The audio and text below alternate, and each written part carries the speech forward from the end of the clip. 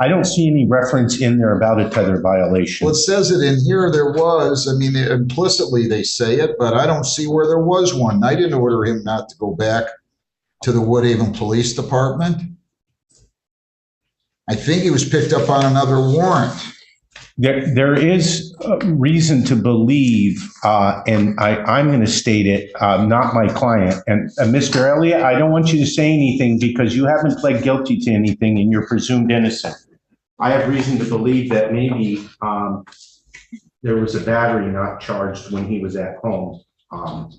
That may be an issue. Excuse me, Your Honor. Yes. According to the system, it says he's here for malicious destruction and 2 counts of domestic violence. Now, about that report or being a violation of his tether, I would have to even read the report myself, sir. I didn't write the report. Can I speak? You're just, Elliot, I want to make sure you don't say anything that incriminates you because you haven't pled guilty to anything. I know I've been told 4 different things that it is. Like, I don't know what I'm That's fine. What is it that you're being told? I'm being told from the sheriffs that picked me up from the Woodhaven Police Department, it was a tether violation. Then when I first asked the Woodhaven Police Department, when I first got there, they told me it was a stalking charge. I've never stalked anybody. Then now it's a malicious destruction of property, which I'm paying off. That's from another case at Woodhaven that I'm paying off. And I need to pay that ticket off today as well, which is another problem for me, but that's beyond the point. So basically, I'm very confused. My tether's out.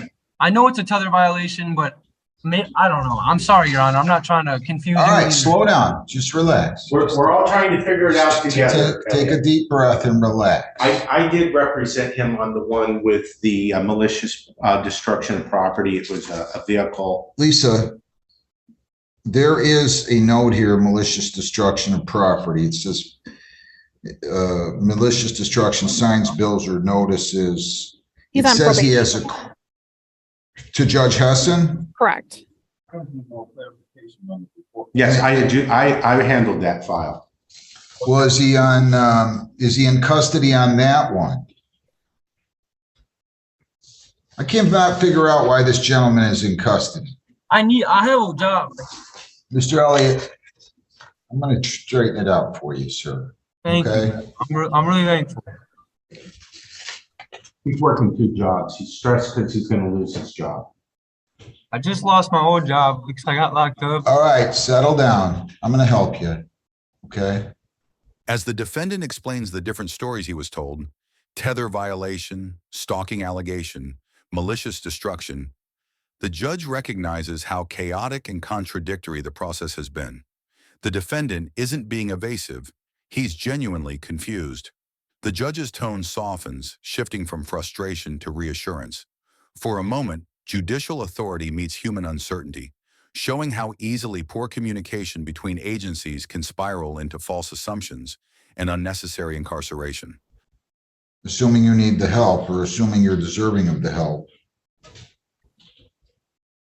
It doesn't look like he's on a tether for Judge Hessen's case, so there should not be a violation for that. I don't understand this.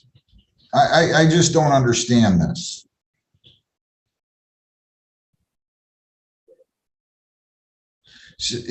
They're saying at approximately 6 p.m., 1900 hours, or 7 p.m., I guess that would be, while monitoring the OmniLink software, I noticed the above subject tracing the location of the Woodhaven Police Department.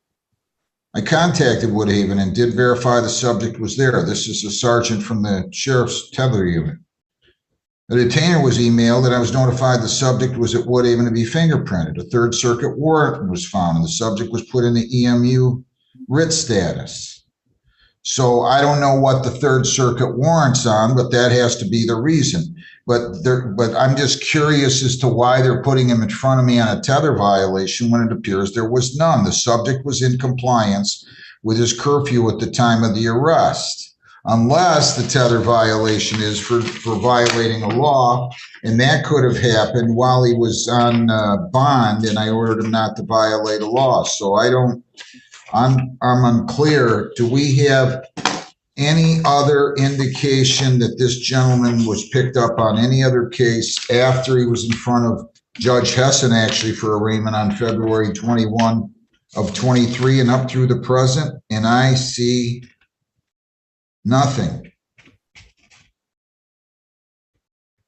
The Wayne He just County has the site only BB shows and the these list. two cases. Excuse me, Your Honor. Yes. Again, this is Officer Rigel again. I just got off the phone with the coordinator, and Officer Carruthers was stating that in the report, it should have said something about him violating due to police contact. Well, that could, hang on, Mr. Elliott. But nobody's telling us what the police contact is. I don't know what the Third Circuit warrant is. I'm looking at his lien. Now, granted, this one is dated March the 28th, so maybe you need to update that, Lisa. But I don't see anything on here on his criminal history indicating any other charge emanated after the February 21 of 23 incident.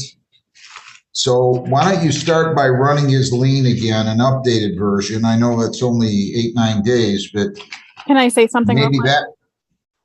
I'm sorry? Can I say something real quick? Sure. I'm wondering if they think he was there getting printed on new charges. Not Well, that's what I'm, that's. Here, the deputy reports that the alleged violation was due to police contact, but none of the officials can identify what that contact actually was. The judge grows uneasy. Nothing in the criminal history supports a new case, and the lien check isn't showing anything. This portion dramatically exposes the structural gaps that can trap a defendant inside the system simply because one agency misreads or mishandles an alert. That's, Mr. Elliott, would you please stop? I ordered him that day, deputy, to go and get printed at Woodhaven Police Department. He hadn't done it previously. I ordered him to go over there and get printed. That's why I was at the Woodhaven Police Department, because on this domestic violence case that I have that has an offense date of January 27 of 23, for which he was arraigned on February 21 of 23, I noticed when he was in court on April the 4th that he had not been printed. So I ordered him to go over there and get printed, and I set this for a bench trial. Then they're talking about on the Tether violation that he was at Woodhaven PD. I think there's been some. I think there's been a misunderstanding, Your Honor. So do I. Your Honor, I'm going to ask Wait, that. do we have any indication that he has any other case pending in Wayne County Circuit Court, Mr. Deputy Marquez? No, sir, not that I see. None but the current stuff. Lisa, do you have any indication on anything, including the lien that you're either have run or are running or about to run, that there's any other hold? No, the lien is printing down there in the courtroom right now. And I looked on the Wayne County site. It only shows these two cases it's held on. So the problem is somebody had made an assumption, and my father used to tell me what would happen if you made an assumption, and it's not a good one. This guy's been sitting in jail for 2 days. Unless there's a hold, I want him released immediately. Thank you, Judge. Okay? Yes, No tether? Well, no, he's still going to have his tether. I still want the tether on him. Wait. Yes, Judge. I want the tether on him still with the same tether conditions.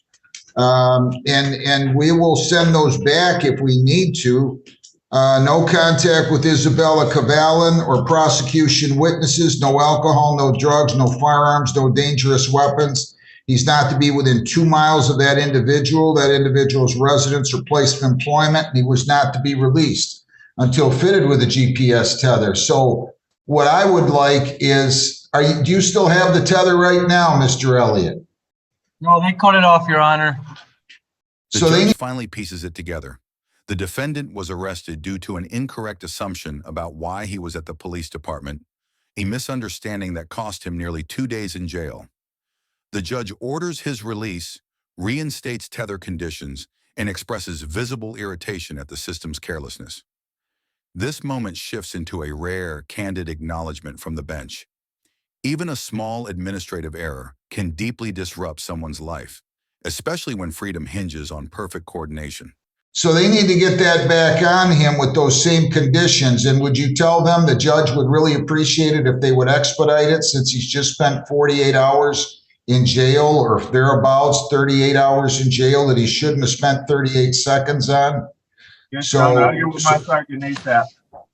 So Lisa, let's send that back. The minimus, we'll just do an amendment and say the defendant has posted bond, because he has, February 28th of 23. I'll just make a note, and then you can put in the conditions to make sure they get all the conditions in here. Defendant taken into custody on April the 4th.